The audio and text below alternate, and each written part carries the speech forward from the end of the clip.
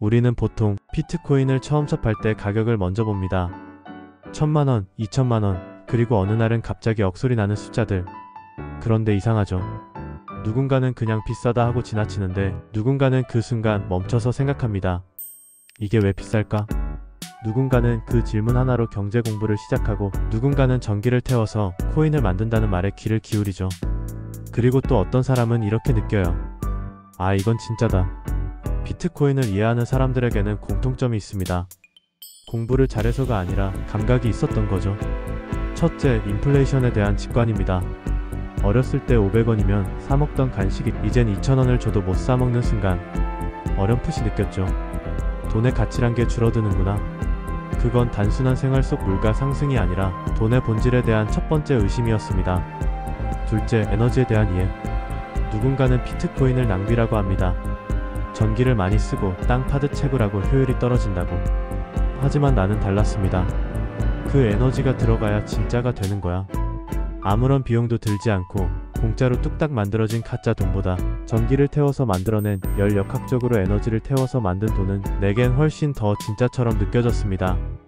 셋째, 중앙화에 대한 의심. 내 계좌가 하루아침에 막힐 수도 있다는 사실.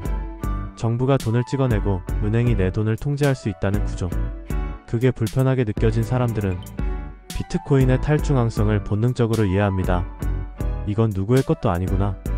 그 누구도 이걸 막을 수 없구나. 넷째, 희소성과 소유권에 대한 감각. 우리는 이미 알고 있었습니다. 많이 찍히는 돈은 가치가 없다는 걸. 하지만 비트코인은 2100만 개로 끝. 누구도 추가 발행할 수 없죠. 심지어 디지털인데도 진짜 내 것이 됩니다. 검열도 압수도 불가능한 최초의 자산. 다섯째, 게임 이론적 구조에 대한 감. 사람들이 왜 정직하게 굴까? 왜 이 시스템이 무너지지 않을까?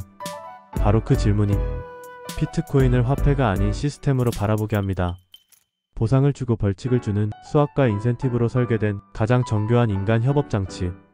여섯째, 역사에 대한 인식. 과거엔 금이 돈이었습니다. 그랬던 것이 어느 날 종이로 바뀌고 그 종이는 어느 날부터 가치가 사라지기 시작했습니다. 그런데 놀랍게도 사람들은 그걸 모른 채 살아갑니다. 그걸 눈치챈 순간 비트코인은 단순한 자산이 아닌 회복의 수단이 됩니다. 비트코인을 이해하는 데 필요한 건 거창한 학위도 전문 지식도 아닙니다. 단지 의심할 줄 아는 감각, 그리고 본질을 꿰뚫는 직관. 저는 말이죠, 비트코인이 전기를 태워서 만들어진다는 걸 듣고 곧바로 이해했습니다. 왜냐고요? 에너지가 들어간다는 건 그것이 진짜라는 증거니까요.